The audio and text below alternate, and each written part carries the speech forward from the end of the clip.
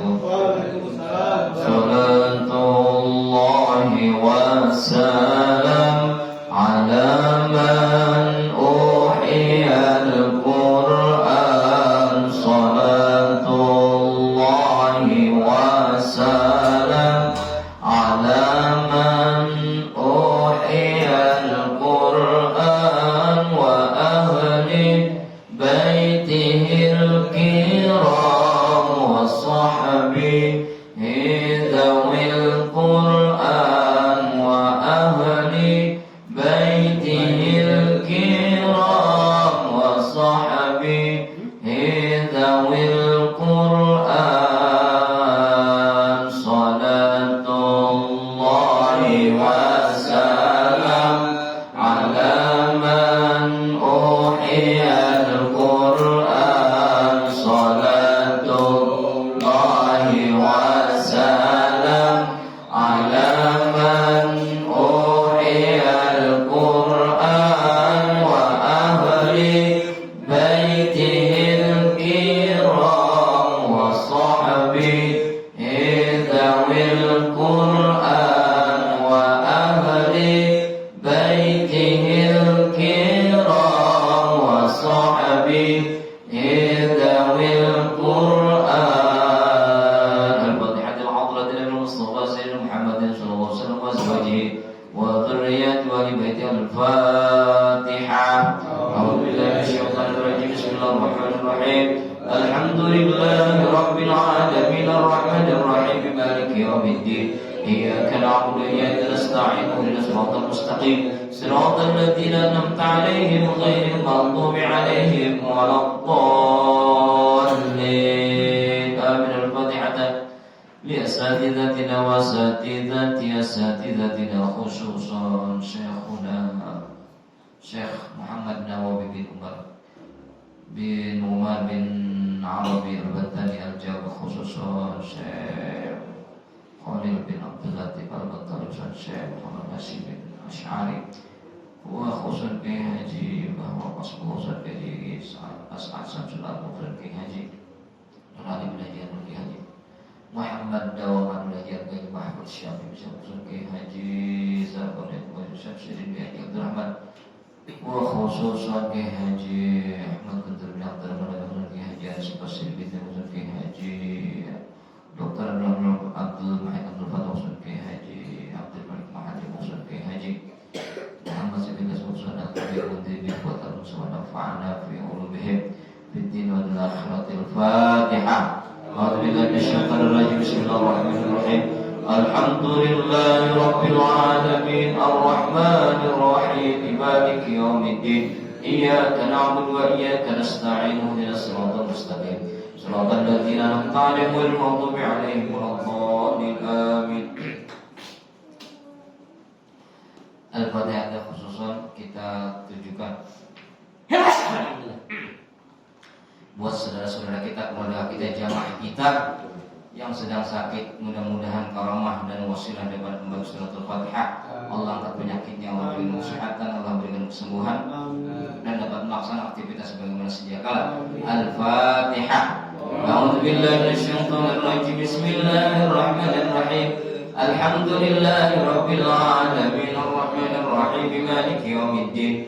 Iyyaka na'budu wa iyyaka nasta'in ihdinas siratal mustaqim siratal ladzina an'amta 'alaihim ghairil maghdubi 'alaihim waladdallin. Amin.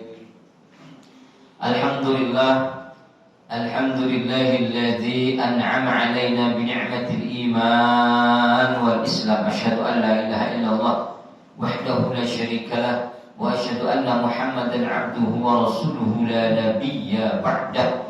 Allahumma salli ala sayyidina wa habibina wa syafi'ina wa maulana Muhammad al-Fatih lima awwal khatib lima sabaqa nasiril haqqi bil haqqi wal hadi ila siratikal mustaqim wa ala alihi haqqa qadrihi wa miqdarihi al-'azim. Amma ba'd. Fa ya ibadallah, usikum wa nafsi bi taqwallah faqad fazal muttaqun. Ma'asyiral muslimin, bapak-bapak jamaah musalla syariah yang dimuliakan Allah. Alhamdulillah, pada malam ini kita semua dalam keadaan sehat walafiat sehingga dapat melaksanakan tugas dan kewajiban kita sebagai hambanya melaksanakan sholat maghrib berjamaah dan dilanjutkan dengan mulazamah setiap malam Seninnya kita mengkaji beberapa kajian agama dari guru-guru kita. Mudah-mudahan apa-apa yang telah kita dapatkan dari beberapa guru kita kiranya manfaat buat diri kita, buat keluarga kita, dan juga masyarakat yang ada di sekitar. Allahumma amin. Kita lanjutkan pembacaan Wasiatul Mustafa. Kita bertabaruk dengan Syekh Al-Muhammad Asy-Sya'rawi. Mudah-mudahan manfaat ilmu yang kita dapat dari Syekh Abdul Muwahhid ini. Wa nafa'ana fi ulumi fi dharain. Al-Fatihah. A'udzu billahi minasyaitonir rajim. Bismillahirrahmanirrahim. Alhamdulillahirabbil alamin arrahmanir rahim maliki yaumiddin iyyaka na'budu wa iyyaka nasta'in ihdinas siratal mustaqim siratal ladzina an'amta 'alaihim ghairil maghdubi 'alaihim waladdallin. Amin. Halaman 12. Faslun. Bismillahirrahmanirrahim. Faslun fi sidqi was sadaqati. Qala alaihi salatu wassalam ya Aliyu. Sudah ketemu? Ya Aliyu usduq wa in darraka fil ajili fa innahu yanfa'uka fil ajili wa la takdzib wa in nafa'aka fil ajili fa innahu yadurruka fil ajil. Faslun, bermula ini fasal. Fi sidqi was sadaqah, menerangkan tentang sifat jujur, menerangkan tentang dan juga menerangkan tentang pertemanan. Sedekah di sini maksudnya pertemanan. Qala alaihi salatu wassalam, bersabda baginda Rasul Nabi kita Muhammad sallallahu alaihi wasallam. Ya Ali, wahai Sayyidina Ali, wahai Ali, usduqa, bersikap jujurlah kamu, berkata jujurlah kamu, berbicara jujurlah kamu. Wa in darraka, sekalipun ini boleh jadi bisa mencelakakan kamu fil ajili, di dunia. Fa innahu yanfa'uka fil ajili, karena sesungguhnya sifat jujur itu yanfa'uka, bermanfaat buat kamu fil ajili, pada saat di akhirat. Itu Pak. Sekarang pertanyaannya, apakah kita termasuk orang-orang yang jujur? Sekarang pertanyaannya, apakah kita selama ini berumah tangga? Apakah kita selama ini bermasyarakat? Apakah kita selama ini berteman? Bersikap jujur? Nah ini, kita banyak belajar informasi dari berbagai media.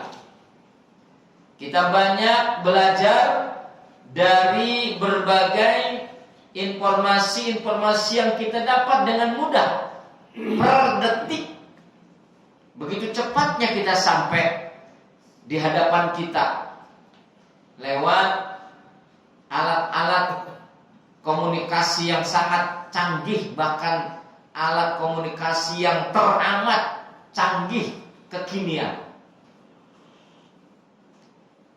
Nah, saat kita menerima berita-berita tersebut, apakah kita memiliki sifat kejujuran kita menerima berita-berita yang kita dapat? Nah, ini harus kita kembali menjadi bahan koreksi buat diri kita. Kadang-kadang kita sangat percaya dengan seolah-olah, dalam tanda kutip, seolah-olah berita yang kita dapat ini adalah berita yang teramat benar, sampai-sampai ada istilah maha benar berita ini. Nah, ya. Sementara kita sendiri tidak pandai mengunyahnya, tidak pandai memprosesnya, tidak pandai bertabayun.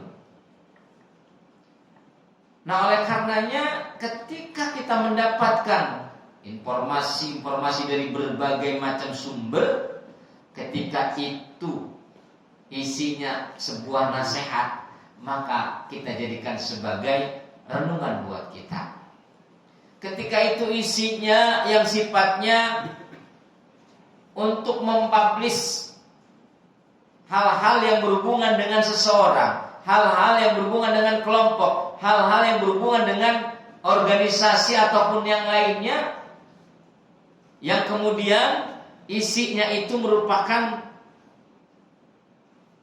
isi yang berhubungan dengan, dalam tanda kutip, keburukannya, kejelekannya, kemundurannya. Nah, yang model seperti itu kita jangan mudah langsung percaya.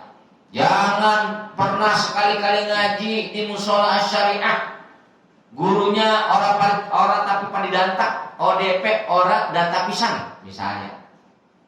Apa itu Ustadz Fulan baca hadis nggak pernah jelas sumbernya, sahih apa kagak. Nah, ada berita selentingan begitu, apakah kita harus jujur bersikap untuk mempercayainya? Ketika itu berupa fitnah misalnya, maka harus kita lawan. Ketika itu merupakan bagian daripada hasutan, maka harus kita luruskan. Beberapa waktu yang lalu, Pak, di salah satu masjid, DKM-nya ini meminta pandangan kepada kami sebagai salah satu pengurus MUI. Pak Ustadz, masjid kami dulu sholat Jumatnya itu azannya 2 kali. Lalu kemudian dirubah menjadi 1 kali. Udah hampir puluhan tahun sekarang, Pak Ustadz. Nah, sekarang kami ingin sekali kembali kepada kondisi dulu. Saya tanya, apa yang membuat alasan kuat Bapak itu akan merubah kembali azan yang sekarang puluhan tahun itu dirubah menjadi yang tadi 1 kali azan sekarang menjadi 2 kali? Harus ada alasan yang kuat. Ya. Baik alasannya itu secara syar'i maupun alasannya secara rasional. Pak Ustadz, kalau masalah syar'i saya serahkan kepada Pak Ustadz. Dasar hukumnya lembaga-lembaga MUI udah paham. Saya hanya menyampaikan alasan-alasan rasionalnya. Memang dulu pertama kali masjid ini dibangun, sholat Jumatnya azannya 2 kali. Pas ketika pergantian pengurus DKM, kemudian dirubahlah itu kebijakan yang tadinya azan 2 kali menjadi 1 kali sampai puluhan tahun sampai sekarang. Nah, ternyata setelah kami evaluasi, banyak teman-teman kita, jamaah-jamaah kita yang lain itu mempertanyakan, orang-orang mah sholat Jumat azannya 2 kali, kenapa sekali ya? Saya kan jadi telat datangnya. Saya kan lagi kerja, telat, tidak sempat sholat tahiyatul masjid, terganggu sholat qobliyah Jumatnya. Ya. Sehingga ketika saya lagi kerja, kedagar-dagar ke masjidnya. Kalau azan 2 kali kan enak, azan pertama nih, dia langsung bersiap-siap untuk berangkat ke masjid, ya toh. Nah, setelah itu barulah dia bisa melaksanakan sholat qobliyah Jumat ataupun sholat tahiyatul masjid. Banyak pandangan-pandangan yang masuk. Oh, seperti itu, baik kalau begitu. Kenapa alasan mereka pakai azannya 1 kali? Ya karena nggak ada dasarnya, katanya begitu. Karena Nabi nggak pernah, ya katanya begitu. Ya udah. Kalau memang alasannya seperti itu, ayo nanti kita sampaikan alasan-alasan secara fikihnya. Ya. Alasan-alasan secara fikihnya, kemudian alasan-alasan secara rasional seperti ini. kita sampaikan. Kita buat resume dari berbagai sumber kitab bahwasanya pelaksanaan sholat Jumat dengan adzan pindo itu adalah syariatnya atau mengikuti daripada Khalifah Sayyidina Utsman ibn Affan. Tuh. Dan mengikuti sahabat adalah bagian daripada kesunahan. Alaikum bisunnati wa sunnati khulafa'ir rasyidin. Wajib atas kalian mengikuti sunnahku dan mengikuti sunnahnya para khulafa'ur rasyidin, Abu Bakar, Umar, Utsman dan Zainal. Ya. Nah, makanya kalau seandainya ada yang mengatakan sholat adzan pindo itu tidak berdasar, berarti tidak jujur. Tidak jujur. Apa yang mendasari Anda kalau seandainya adzan pindo itu tidak ada dasarnya? Sementara dia tidak bisa menyampaikan, berarti Anda tidak jujur. Kejujuran itu harus disampaikan. Ada yang mengatakan peringatan Maulid bid'ah, Rojaban bid'ah, itu bid'ah segala macam, tahlil bid'ah. Tapi sementara dia melakukan ritualisasi atau melakukan acara-acara yang sama sekali persis tidak pernah dilakukan oleh Nabi baginda Rasul Nabi kita Muhammad SAW. Ini kadang-kadang nggak konsisten, nggak jujur, nggak jujur. Sekarang kan lagi viral.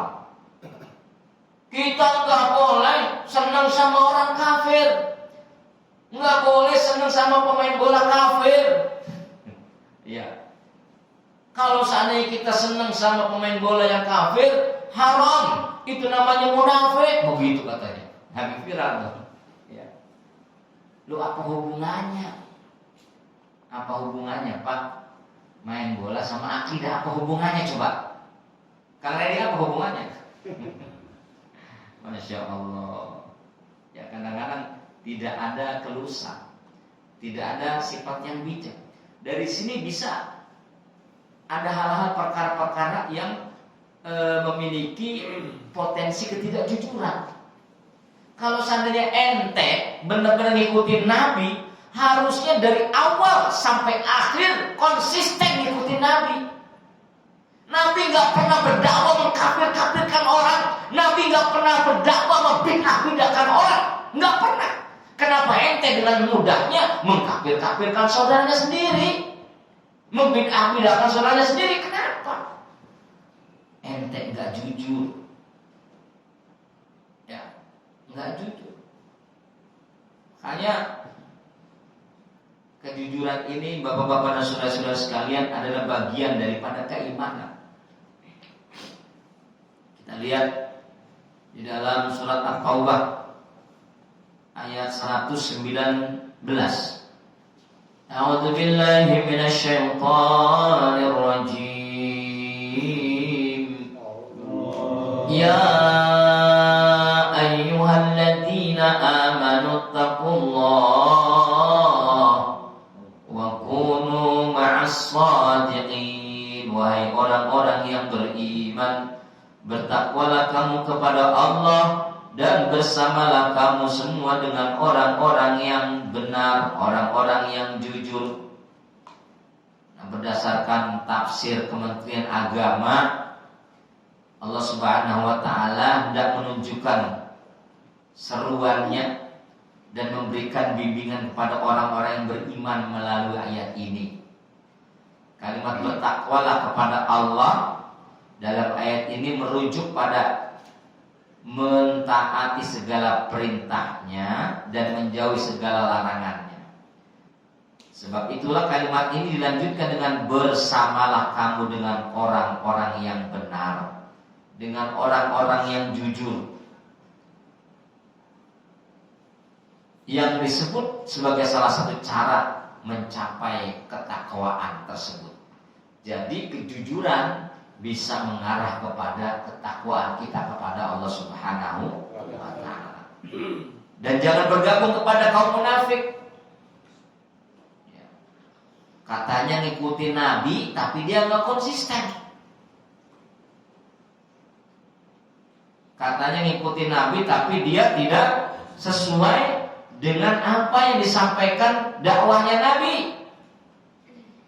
Dakwahnya Nabi merangkul, bukan memukul.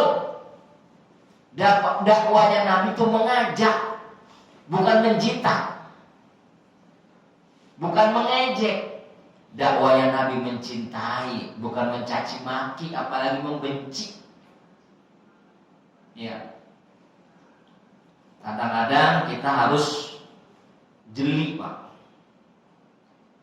Harus jeli di dalam mensikapi kondisi kekinian.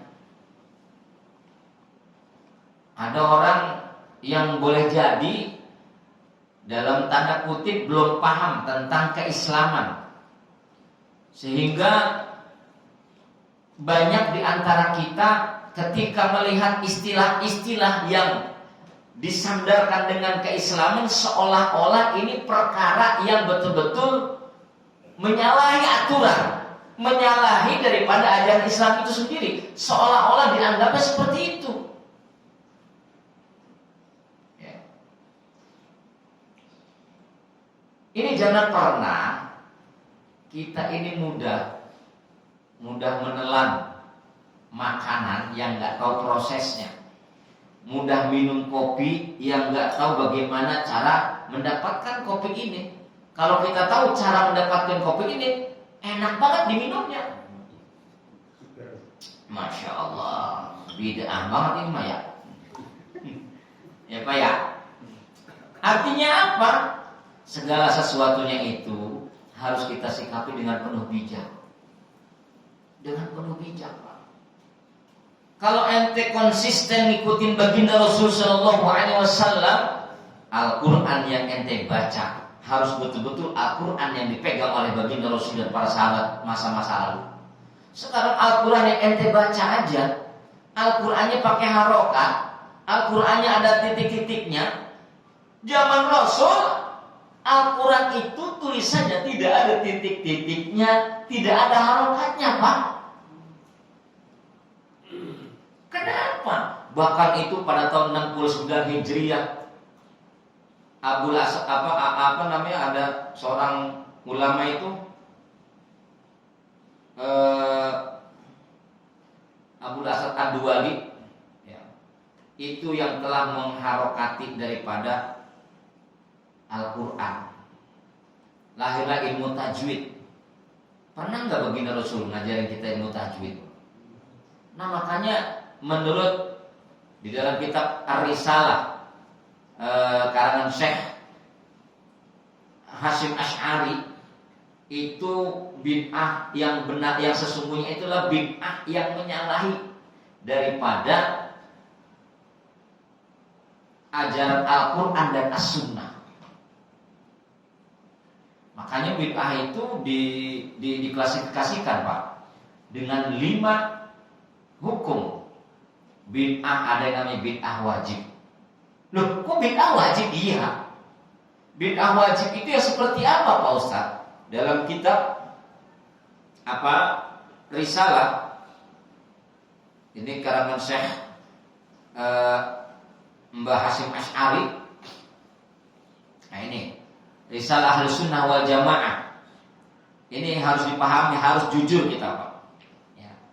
Kadang-kadang kita main ikut-ikutan aja.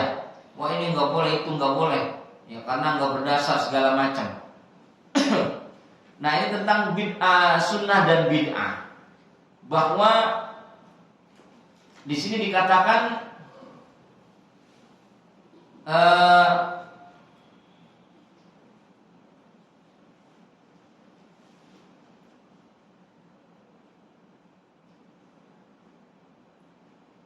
as-sunnatu bidhammi wa tasydid kama qala Abul Baqai fi kulliyati lughatan at-tariqati wal ghairu mardiyah wa syar'an ismun at-tariqah al-mardiyah al-maslukah fi dini salakaha Rasulullah sallallahu alaihi wasallam aw ghairuhu mimman ulima fi dini kas sahabah radhiyallahu anhum liqauli sallallahu alaihi wasallam alaikum bisunnati wa sunnati khulafar rasyidin min ba'di.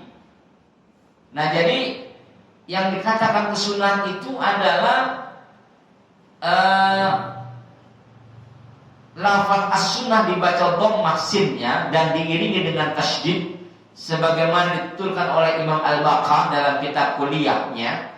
Secara etimologis adalah thariqah, jalan, sekalipun yang tidak diridhoi.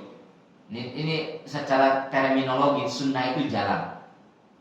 Menurut terminologi syariat atau syarah agama, sunnah itu merupakan thariqah, jalan yang diridhoi dalam menempuh agama sebagaimana yang telah ditempuh oleh baginda Rasul sallallahu alaihi wasallam mulai dari beliau bangun tidur sampai beliau kembali tidur lagi, artinya sepanjang masa beliau, baik tutur katanya, perbuatannya, tindakannya, sikapnya, tindak tanduknya itu bersumber dari baginda Rasul sallallahu alaihi wasallam. Itu adalah merupakan bagian daripada thariqah, jalan. Nah, atau jalan dari selain beliau, atau jalan daripada selain beliau, yakni mereka yang memiliki otoritas sebagai panutan di dalam masalah agama seperti para sahabat.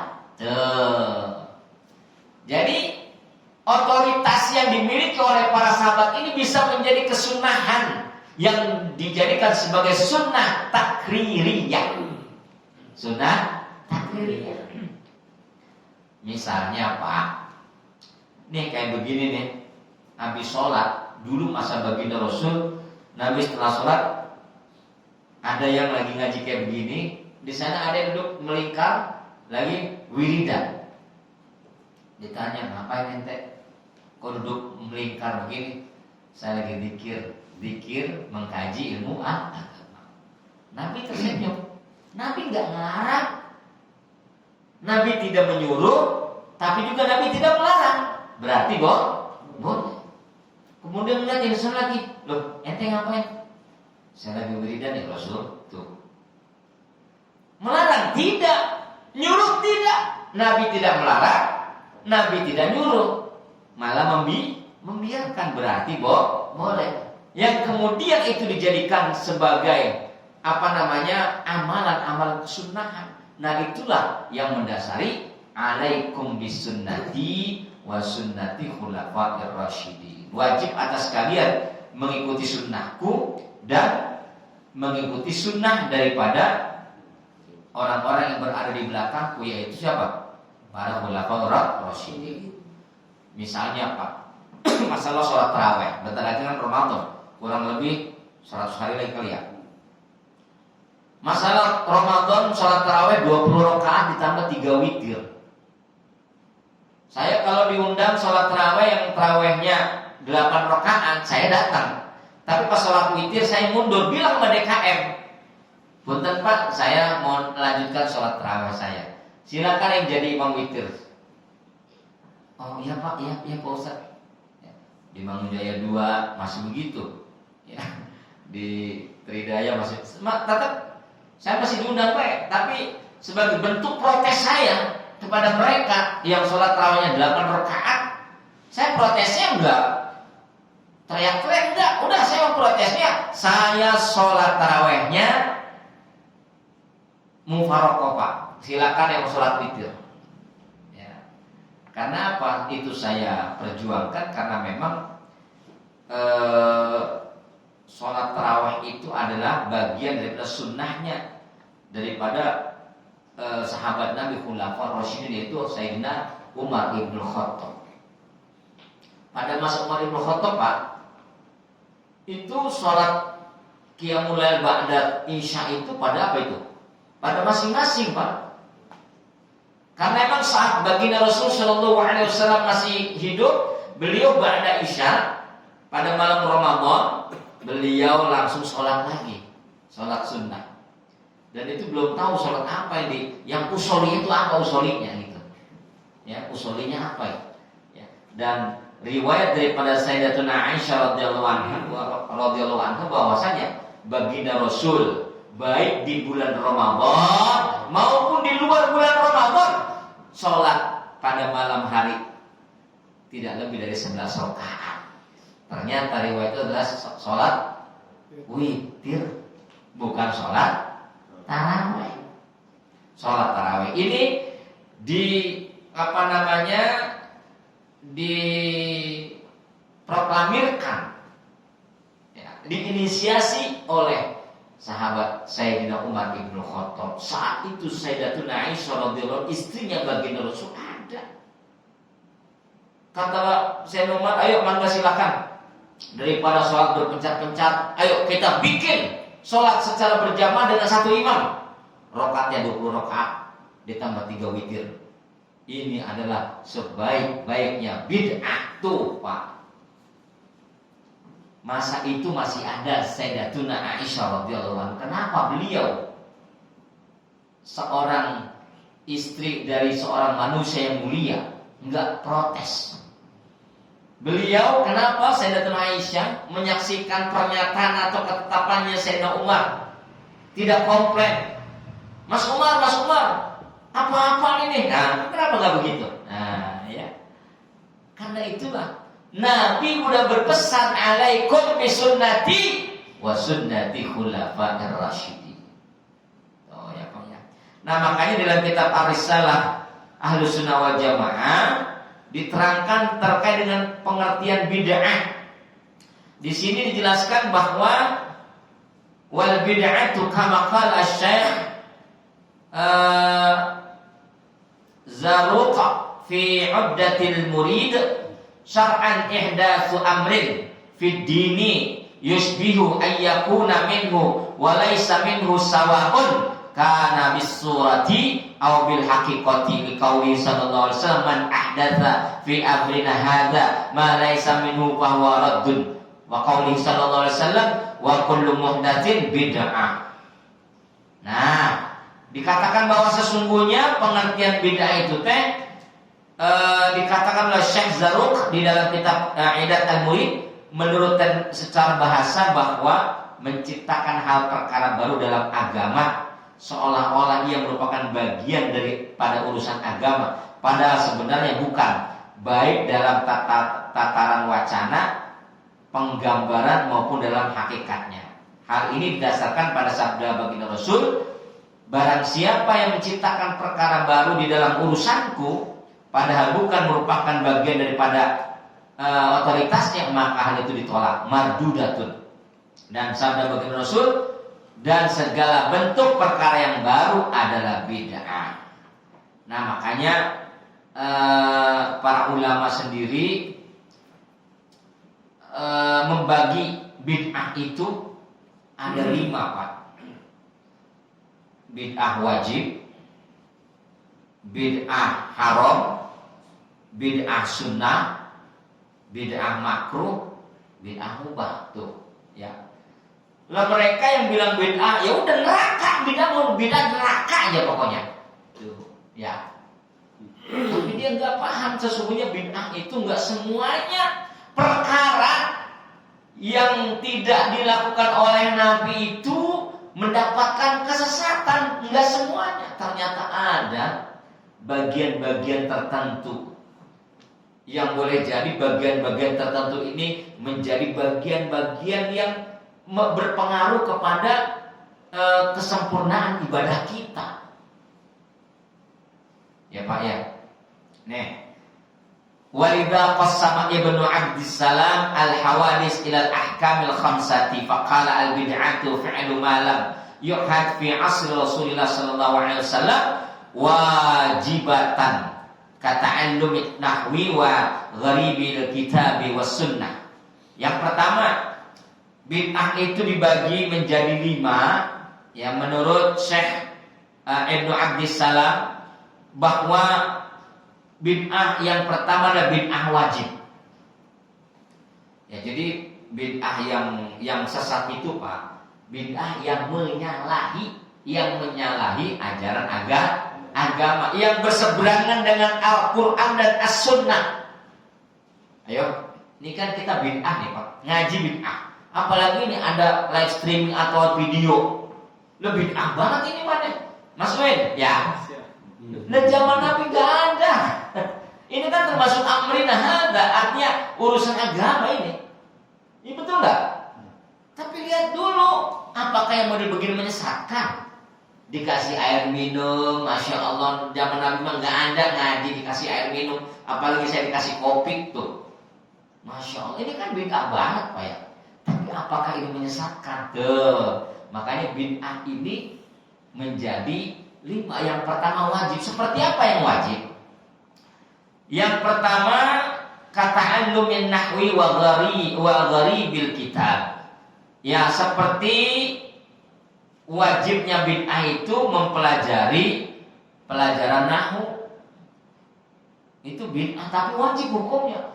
Orang pengen ngerti agama itu harus paham Al-Qur'an.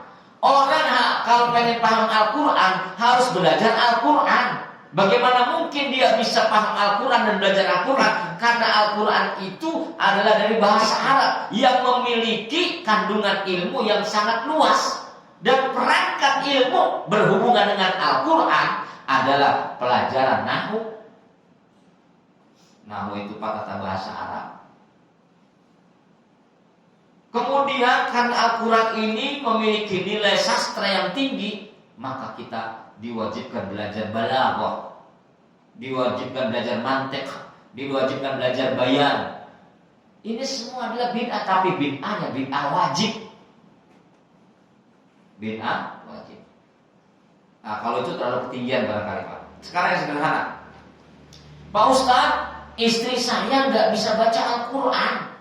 Ajarin atuh. Udah saya ajarin Pak Ustaz. Ihdinas siratal mustaqim. Ihdinas siratal. Astagfirullah. Sampai itu lakinya apa namanya? Lakinya sewot, dasar perempuan ya.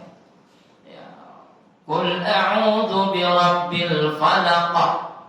Qul a'udzu birabbil falaq. Falaq, masya Allah diajarin. Sampai itu lakinya tuh dasar bini susah banget diajarin ya. Sampai itu bininya disikut. Oh kamu itu, papa mas nyekut. Nah pas giliran nyekut ngomongnya bener. Pas kula untuk berbil falaq nggak bisa. Nah, Pak Ustaz bagaimana ini? Maka boleh dijadikan sebagai referensi. Kenapa di dalam buku Yasin itu ada transkrip tulisan Latin? Ini untuk memudahkan kepada orang-orang yang nggak bisa baca tulis Arab. Itu pun termasuk bid'ah yang wajib. Bid'ah yang wajib. Inilah kejujuran Pak. Makanya orang-orang yang ngomong bid'ah sembarangan harus ngaji kitab Risalah Ahlus Sunnah wal Jamaah Pak. Ya. Ini komplit. Nah kalau bid'ahnya yang sesat itu yang menyalahi daripada ajaran Al-Quran dan As-Sunnah. Misalnya masalah fikih. Sholat maghrib ada 3 rakaat. Ya. Udah saya bentar aja sholatnya dijama aja, dijama qashar. Dan maghrib nggak boleh dikosor. Maghrib kan 3 rakaat, nggak boleh dikosor, dijama boleh. Yaudah dijamanya dah, jama qashar. Lah emang itu mau kemana? Nggak kemana-mana. Nggak kemana-mana gimana? Iya saya di rumah habis males. Nggak apa-apa. Saya mau nanti sholatnya pas isya aja, maghrib kayak gabung dah. Ntar isyanya saya qashar tanpa ada udzur syar'i. Nah yang itu namanya bid'ah dolalah. Mana ada sholat di jama qashar tanpa ada udzur syar'i. Yang namanya jama qashar itu ada udzur syar'i. Apa misalnya dia bepergian ke tempat yang jauh, minimal 80 km perjalanan. Apa jaraknya? Ya. Nah ini harus dijadikan sebagai pemahaman buat kita. Ayo kita sholat subuh, orang ngantuk suruh sholat subuh dah. Nggak usah 2 rakaat, 1 rakaat setengah aja. Begitu katanya. 1 rakaat setengah bagaimana itu? Nah itu bid'ah dolalah. Ya. Nah makanya kejujuran ini yang penting buat kita. Maka usduk, Sikap jujurlah kali kamu wahai Ali, wa indorroka fil ajil. Sekalipun ini mencelakakan kamu, enggak pahit banget buat kamu saat kamu berkata jujur selama di dunia. Fa innahu yanfa'uka fil ajili, karena sesungguhnya sifat jujur itu adalah bermanfaat di dalam kehidupan akhirat. Wala takzib, dan janganlah kamu berdusta. Wa inna fa'aka, sekalipun dustanya kamu ini bisa memberikan keberuntungan buat kamu. Bukan manfaat lah, kalau manfaat mah kan ada nilai-nilai kebaikan ya. Ini keberuntungan. Kalau beruntung itu kan boleh jadi beruntungnya ini karena beruntung dengan cara yang nggak benar. Ada beruntung yang caranya benar itu. Sama-sama beruntung kan? Beruntung nggak? Sama-sama beruntung nggak? Beruntung dengan cara yang benar, dengan beruntung dengan cara yang tidak benar, sama-sama beruntung. Ya, kalau manfaat mah mungkin mengarah kepada kebaikan. Janganlah kamu berdusta. Wa inna fa'aka, sekalipun itu manfaat buat kamu atau beruntung buat kamu fil ajili, di dunia. Fa innahu yadurruka fil ajili. Ingatlah sesungguhnya dusta itu akan mencelakakan, akan mencelakakan kamu pada hari kiamat. Tuh Pak. Nah, permasalahannya lagi, Bapak sama istri Bapak jujur nggak? Bapak sama istri Bapak tukang ngebohongin nggak? Enggak salah lagi Pak Ustadz. Kalau kamu harus menggosok ditanya dah rumah depan deh, ya. Nggak pernah ngebohongin bini, jujur banget ya. Ya Allah, istriku, masya Allah ya. Istrinya dalam keadaan apapun benar-benar dikatakan jujur. Ya Allah, istriku ampek amat sekarang ya. Ya. Nah, ini kadang-kadang sebagai seorang suami sering banget kita berdosa sama istri, Pak. Bapak-bapak gitu nggak sih? Kang Redi? Idem. Hah? Idem. Ya Allah, ya Pak ya. Bener, kadang-kadang kita nggak sadar, ya Allah, istri kita bohongin. Ya, padahal Pak mau kemana? Rapat. Padahal kagak rapat. Istri ngejapri, ayah, kok belum pulang jam segini? Ini ada meeting dulu mah sama atasan. Ya padahal lagi ngopi. Nggak tahu yang meeting sama temennya di warung kopi. Itu ada aja. Dan kita nggak sadar, Pak udah sampai mana ini, anak-anak udah nunggu di rumah. Ini lagi OTW. Padahal apa itu? Masih ngejedok di tempat tempat yang bukan seharusnya dikerjakan ya. Ini kebanyakan begitu. Ustaz udah di mana? Lagi OTW. Ya. Masya Allah. Ya, OTW itu apa Pak? Orang tahu beruh. Orang tahu beruh dan pokoknya Pak. Ya Masya Allah, ini kadang-kadang kita suka mendustakan diri kita Pak. Ya, Ustaz, udah nyampe mana nih? Ini jam dong, ini lagi OTW dikit lagi. Ya. Padahal baru mau keluar. Ya. Iya, saya berangkat OTW, saya dari rumah mau keluar, itu kan OTW juga. Ya PRW ya. Gimana PRW? PRW, gimana nih bantuan dari dia sudah nyampe belum?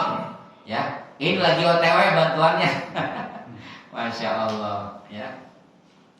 Nah, jadi pesannya Nabi baginda Rasulullah SAW kepada Sayyidina Ali, yang pertama jujur, yang kedua jangan tukang bohong. Jujur sekalipun itu pahit kita katakan, tapi manfaat di akhiratnya. Ya. Dusta sekalipun itu enak selama hidup di dunia, tapi ingat di akhirat bakalan sengsara cuman gara-gara dusta. Ya Allah, naudzubillah min dzalik. Subhanakallahumma wa bihamdika asyhadu an la ilaha illa anta astaghfiruka wa atubu ilaik. Nah, ya cukup ya, subhanakallah walhamdulillah wa la ilaha illallah. Wassalamualaikum warahmatullahi wabarakatuh.